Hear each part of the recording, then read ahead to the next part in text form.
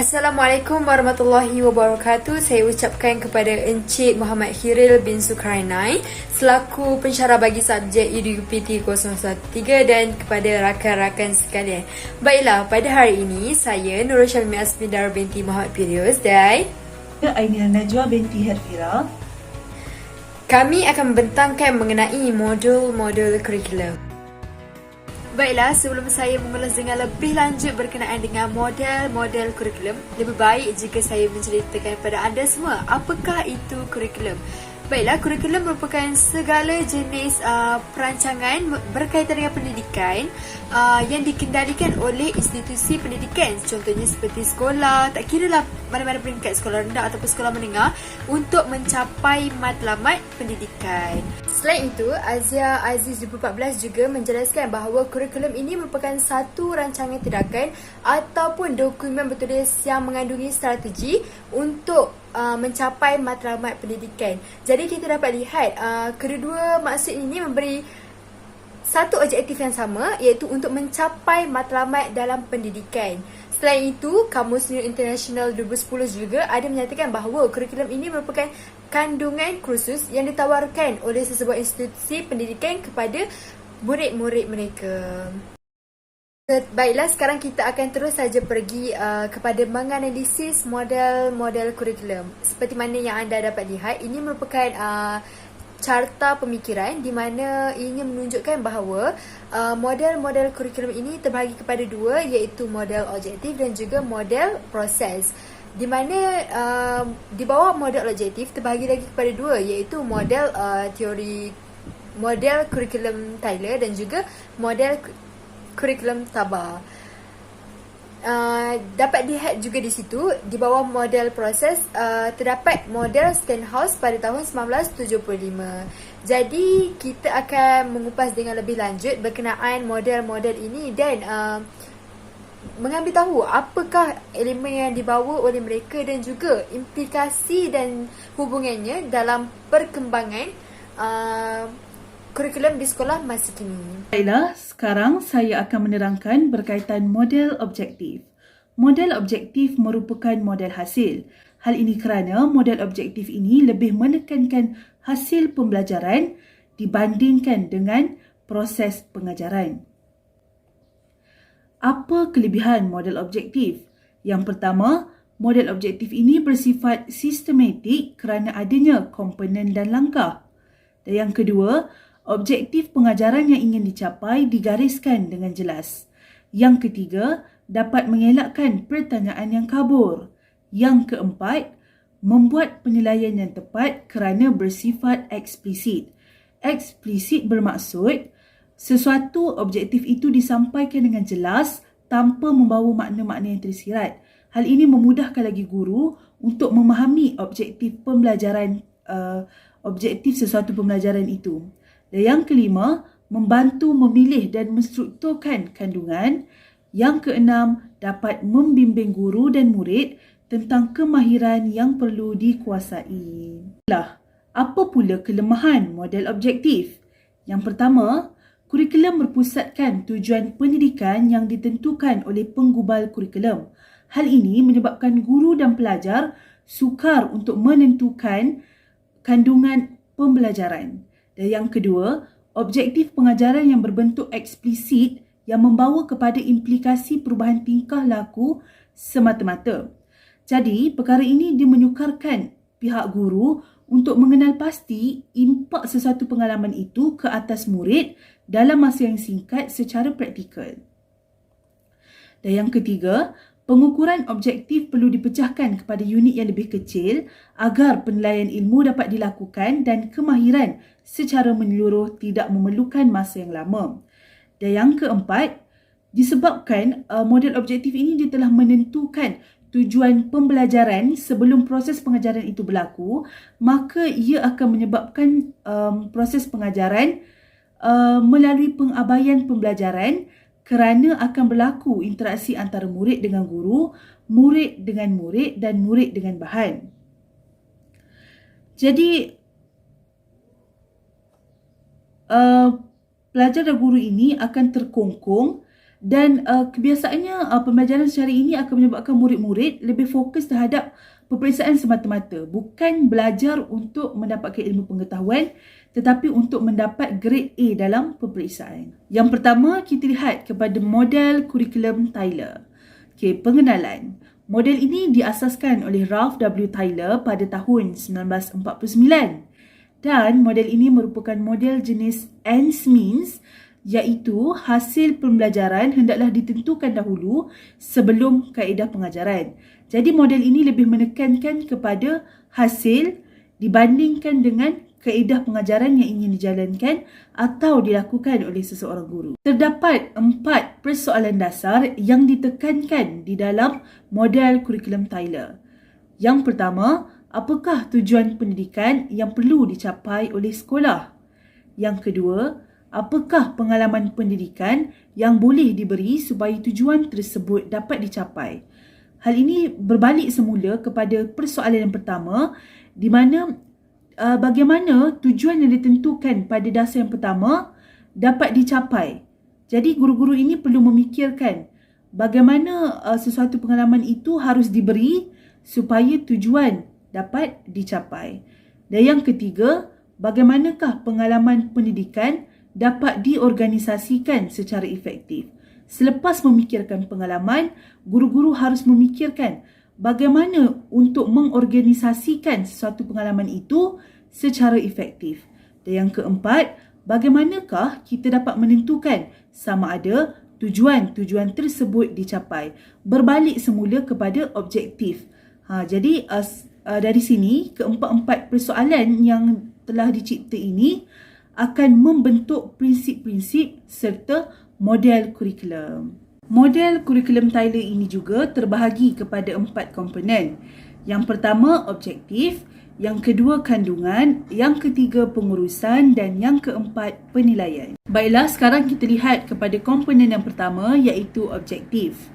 Okay, jadi setiap kali sebelum memulakan sesuatu pengajaran atau pembelajaran, guru-guru harus menentukan sesuatu objektif ataupun tujuan pembelajaran tersebut diadakan ataupun dilakukan.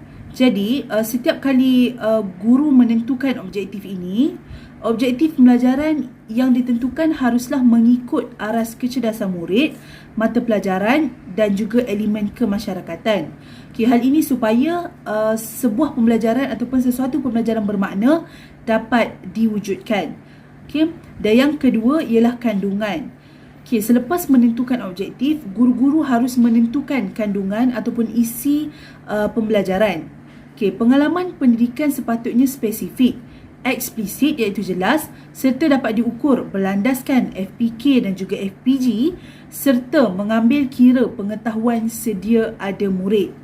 Okay, hal ini supaya setiap kandungan yang diberikan kepada murid adalah bersesuaian dengan keperluan semasa. Dan yang ketiga ialah pengurusan. Okay, pengurusan ini berkaitan dengan pemilihan isi pelajaran dan pengalaman pembelajaran yang sejajar dengan tujuan pendidikan. Okay, bagaimana sesuatu kandungan itu harus diberikan dan bagaimana guru ingin menyampaikan sesuatu isi pelajaran tu. Okay, melalui bahan bantu mengajar, dan guru-guru juga boleh mengadakan aktiviti-aktiviti seperti bercerita supaya murid-murid ni tadi dapat menerima sesuatu pembelajaran tu dengan lebih mudah dan dengan lebih seronok lah. Dan secara tidak langsung objektif pelajaran dapat dicapai dengan lebih mudah dan secara menyeluruh. Dan yang keempat, penilaian. Okey, selepas membuat pengajaran, bagi menentukan sama ada tujuan ataupun objektif sesuatu pembelajaran itu tercapai, guru-guru haruslah melakukan penilaian. Okey, penilaian ini mengambil kira aspek bentuk, model penilaian yang digunakan, jenis instrumen yang digunakan untuk mengutip data. Okey, kebiasaannya di sekolah, guru-guru akan membuat penilaian formatif dan juga sumatif. Okey, penilaian formatif itu apa? Okey, penilaian formatif ini merujuk kepada penilaian yang dilakukan selepas sesuatu bab atau topik itu diajar oleh guru. Seperti kuis dan sebagainya lah. Okey, dan penilaian sumatif pula ialah penilaian yang dilakukan pada akhir topik ataupun akhir keseluruhan isi kandungan dalam sesuatu pembelajaran itu, dan biasanya penilaian ini dibuat dalam bentuk peperiksaan. Okey, sekarang apa kekuatan model Tyler ni? Okey, yang pertama ialah sistematik dalam mengurus perjalanan pengajaran dan pembelajaran. Okey, disebabkan model Tyler ini telah menerapkan guru-guru agar menetapkan objektif pembelajaran sebelum pengajaran itu dilaksanakan.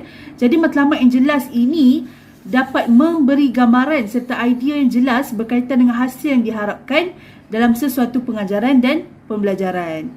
Okey, isi kandungan dan kaedah yang dipilih juga dapat disepadukan dan membolehkan sesuatu penilaian itu dilaksanakan. Okey, yang kedua, logik, mudah dan praktik. Okey, penyusunan aras kurikulum yang dimulakan dengan penetapan matlamat dan objektif pengajaran menjadikan model ini diterima dan praktik. Mudah diterima dan praktik lah untuk digunakan. Dan ia juga dapat menghasilkan maklumat yang relevan. Dan kekuatan yang ketiga ialah model Tyler ini dapat memberikan pelajar berinteraksi dengan persekitaran luaran. Okey, model ini dia sangat mementingkan pengalaman pembelajaran secara aktif oleh pelajar sebagai asas kejayaan.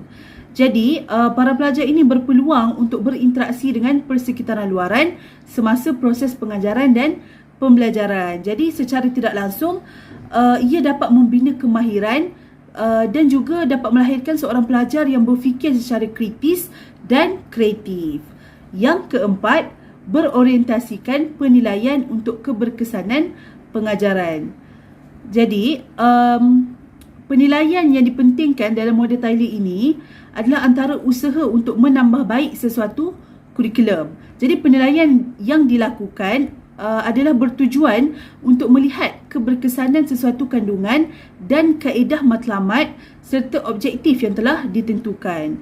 Jadi hasil penilaian ini akan menambah baik prestasi yang kurang baik sebelum ini. Maka model ini dapat digunakan memakai secara meluas dan dalam perkembangan kurikulum di negara kita. Dan kekuatan yang terakhir ialah dapat menentukan hala tuju organisasi. Okey, sifat model ini sendiri memang kita nampak sebab ia menekankan kepada objektif.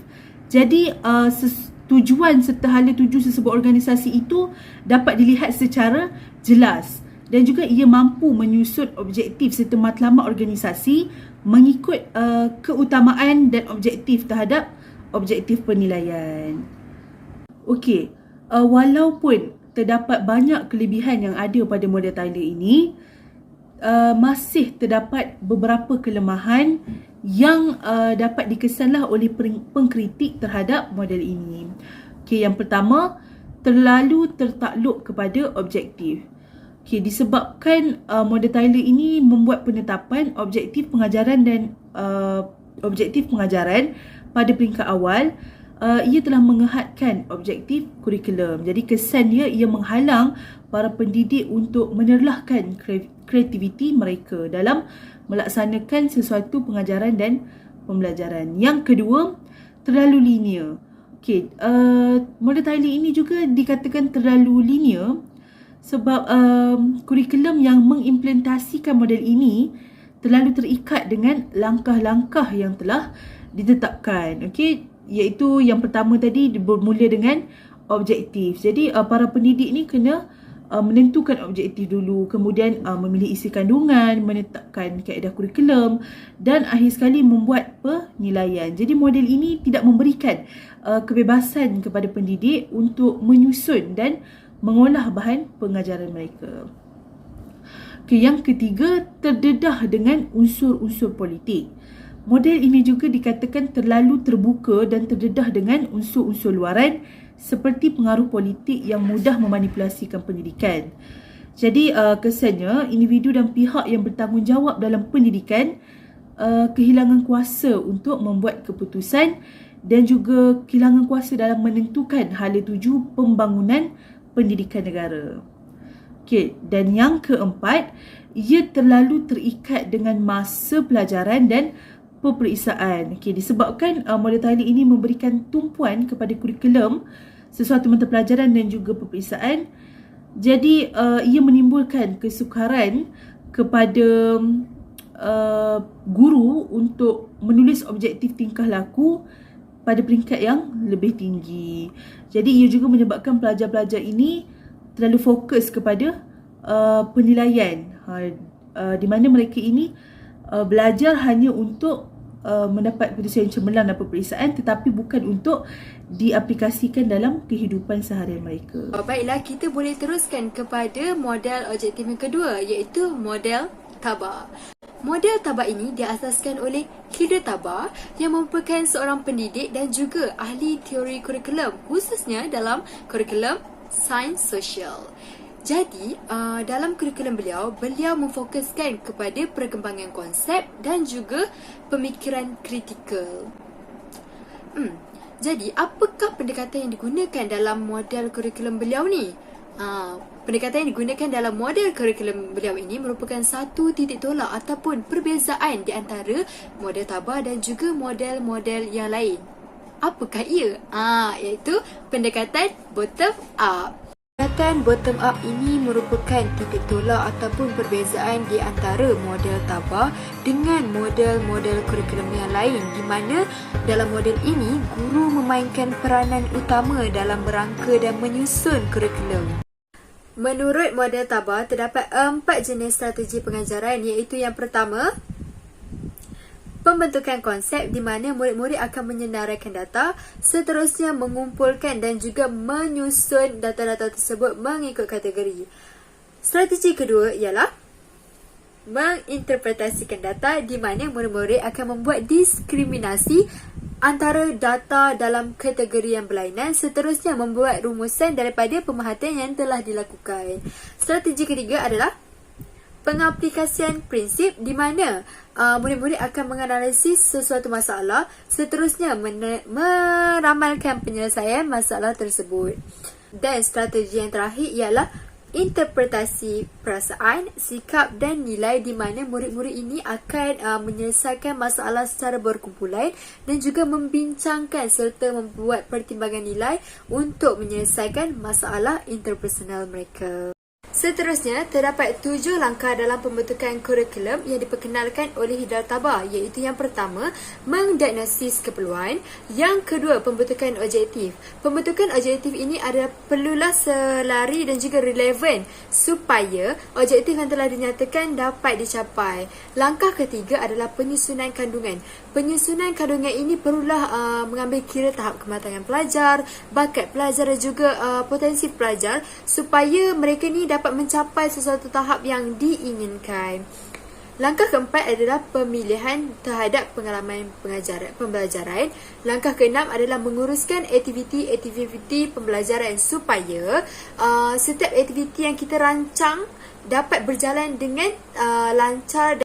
Akhir sekali adalah langkah penilaian, di mana guru akan beri fokus kepada tujuan penilaian, bentuk penilaian dan juga jenis penilaian yang akan dijalankan supaya setiap murid ini dapat mencapai objektif mereka mengikut keperluan masing-masing. Seperti mana yang kita dapat lihat bahawa model tabak ini merupakan satu model yang sangat sistematik kerana setiap pelaksanaan dan juga pembentukan kurikulumnya dirancang dengan begitu teliti. Jadi perkara ini telah membawa kepada beberapa kekuatan dalam model tabak ini. Antaranya, model ini bersifat sangat unik dan juga induktif. Yang kedua, guru terlibat secara langsung dalam pelaksanaan kurikulum dan juga berusaha untuk mencapai matlamat kurikulum. Dan kekuatan yang ketiga ialah dengan model ini telah menerapkan guru-guru dan juga murid-murid supaya cara berfikir mereka menjadi lebih kreatif dan juga inovatif. Walau bagaimanapun, model tabak ini turut mempunyai beberapa kelemahan, antaranya proses pelaksanaannya mengambil jangka masa yang agak panjang, di mana guru-guru perlu merancang secara sistematik dan juga teliti pembentukan kurikulum kepada murid-murid. Seterusnya, kelemahan kedua adalah pembentukan kurikulum ini hanya bergantung kepada perancangan dan juga penyusunan bahan oleh guru-guru. Secara tak langsung membawa kepada kelemahan ketiga, iaitu guru-guru akan merasa terbeban selaku pelaksana kurikulum ini. Baiklah, sekarang kita akan masuk kepada model kurikulum yang kedua, iaitu model teori proses, di mana di bawah model teori proses ini terdapat model Stenhouse. Model Stenhouse ini diasaskan oleh Lawrence Stenhouse pada tahun 1926 hingga 1982. Model ini menekankan kepada proses pembelajaran sebagai fokus utama dan bukannya kepada objektif pembelajaran. Menurut Stenhouse, kurikulum ini merupakan satu proses interaksi antara guru dan juga murid dengan subjek ataupun pembelajaran yang mereka sedang pelajari di dalam kelas. Stenhouse juga menyatakan bahawa kurikulum ini merupakan proses yang sebenar-benarnya berlaku di mana melibatkan persediaan-persediaan yang dilaksanakan dan juga penilaian-penilaian yang dilakukan dan kesemua ini merupakan kurikulum. Namun apabila kita bercakap mengenai perancangan, dalam model Stenhouse ini tiada perancangan yang dilakukan oleh guru. Perancangan yang dilakukan adalah terletak kepada murid. Macam mana tu kan? Okey, perancangan terhadap pembelajaran ini akan diolah dan juga dibina mengikut murid-murid di dalam kelas secara individu. Jadi di sini guru-guru tidak mempunyai garis panduan yang telah betul-betul ditetapkan, namun ianya disesuaikan mengikut keperluan murid-murid di dalam kelas. Jadi ini kerana menurut Stenhouse, perancangan pengajaran yang betul adalah apabila guru-guru ni melihat sendiri apa yang murid-murid mahukan di dalam kelas dan guru ni akan bertindak sebagai facilitator ataupun pembantu kepada murid-murid untuk menyelesaikan apa jua masalah yang mereka hadapi semasa proses pengajaran dan juga pembelajaran. Jadi, jika perancangan Stenhouse itu diaplikasikan, maka tercapailah kriteria kurikulum yang diinginkan, iaitu ingin melahirkan murid yang aktif, dinamik dan juga melibatkan interaksi pelbagai hala. Kerana jika murid-murid merancang sendiri pembelajaran mereka, mereka akan menjadi lebih aktif dan berusaha untuk menjadi aktif kerana mereka perlu menentukan dan merancang pengajaran mereka sendiri supaya mencapai matlamat yang mereka inginkan. Jadi guru-guru berlakulah interaksi antara guru dan murid dan juga rakan-rakan lain, di mana guru-guru akan bertindak sebagai facilitator yang akan membantu murid-murid untuk menyelesaikan masalah mereka yang dihadapi.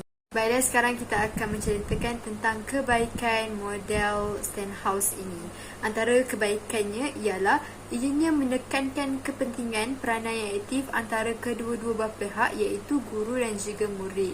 Jadi, ini mewujudkan interaksi antara dua hala di mana murid-murid boleh menanyakan soalan dan menjadikan suasana pembelajaran itu lebih kondusif dan juga harmoni. Jadi, kesannya murid-murid akan lebih selesa untuk belajar di sekolah dan mendapat pembelajaran dengan lebih sempurna.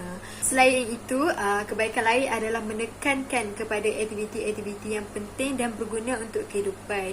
Sebagaimana yang kita tahu, melalui model Stenhouse, ini tidak menekankan kepada objektif pembelajaran semata-mata, namun menekankan kepada proses pembelajaran. Jadi, murid-murid akan mengaplikasikan pembelajaran yang diterima di sekolah kepada semasa mereka berada di luar sekolah. Walau bagaimanapun, model ini turut mempunyai beberapa kelemahan, antaranya pengabaian pertimbangan terhadap kandungan yang sesuai, kerana melalui model ini tiada perancangan khusus untuk murid-murid mendapatkan pembelajaran. Jadi sukar untuk mencapai kandungan pembelajaran yang sesuai kepada semua murid. Seterusnya, ianya juga sukar diaplikasikan dalam bidang-bidang tertentu, khususnya bidang yang tidak menekankan aspek dan proses.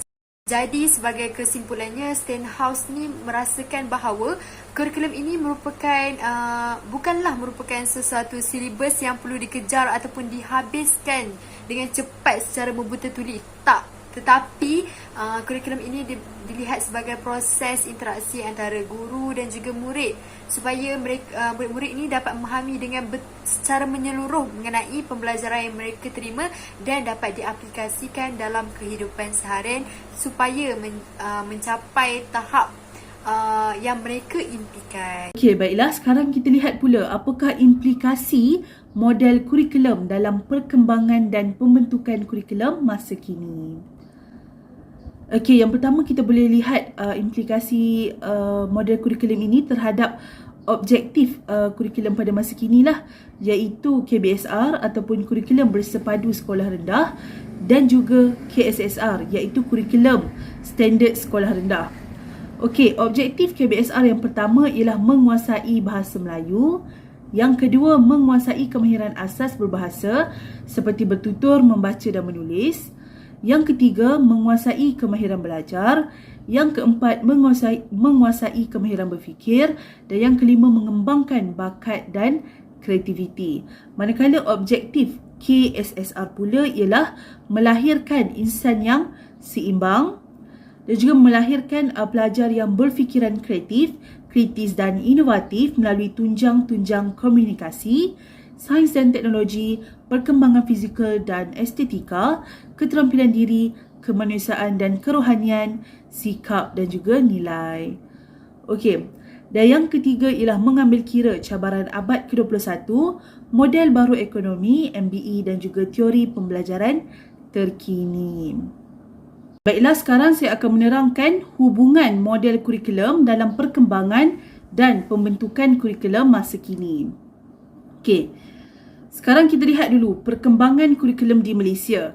Okey, bermula dengan kurikulum lama sekolah rendah KLSR yang ditubuhkan pada tahun 1955 sehingga tahun 1982. Kemudian pada tahun 1983 sehingga 1992, kurikulum baru sekolah rendah KBSR telah ditubuhkan bagi menggantikan KLSR.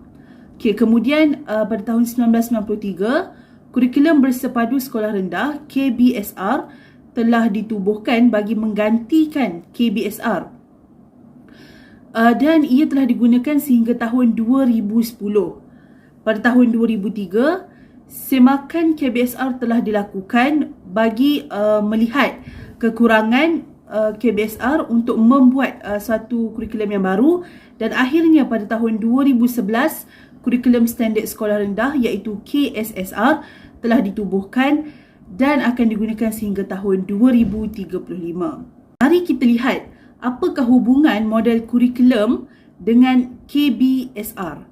Okey, yang pertama kita lihat dari sudut model objektif. Okey, dalam model objektif ini penekanan diberikan terhadap pembentukan objektif tingkah laku. Hal ini selaras dengan KBSR di mana ia juga memberikan penekanan kepada penghayatan dan pengamalan nilai-nilai murni.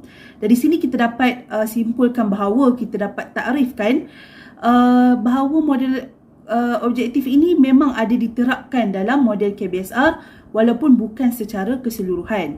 Dan yang kedua, dalam model teori proses juga ada digunakan dalam KBSR di mana aktiviti kurikulum banyak melibatkan pelajar kerana pelajar bukan bersifat untuk menerima sahaja namun mereka boleh memberi penerangan. Okay, jadi perkara ini juga selaras dengan KBSR di mana ia menekankan pengajaran dan pembelajaran yang berpusatkan kepada murid. Okay, di mana tugas seorang guru adalah sebagai facilitator kepada pelajar-pelajar. Sekarang kita lihat pula apakah hubungan model kurikulum dengan KSSR. Okey, yang pertama kita lihat dari model objektif. Okey, dalam model objektif ini, kurikulum merangkumi objektif pendidikan termasuk segala pengalaman yang dirancang dan penilaian pelajar. Hal ini bersesuaian dengan KSSR di mana DSKP yang digunakan mengandungi objektif, perancangan dan penilaian pelajar. Okey, dalam KSSR juga ada dinyatakan objektif, ada perancangan dan ada penilaian ataupun peperiksaan sama sebagaimana yang telah diterapkan dalam model objektif. Dan dalam model teori proses pula, okey, dalam model ini ada menekankan beberapa aktiviti yang penting dan berguna untuk kehidupan. Okay, sama juga dalam KSSR. KSSR juga ada menekankan prinsip bahawa semua aktiviti pembelajaran harus dihubung kaitkan dengan pengalaman hidup secara berperingkat. Okay? Agar segala kemahiran yang ingin diterapkan itu dapat diterapkanlah dalam diri setiap pelajar. Sekali, kita lihat kepada kesimpulan. Okey, baiklah, kesimpulannya, pelbagai model yang telah dicipta bagi mengembangkan lagi kurikulum. Setiap model yang dicipta mempunyai hubungan dan kaitan dengan pembentukan dan perkembangan kurikulum di negara kita.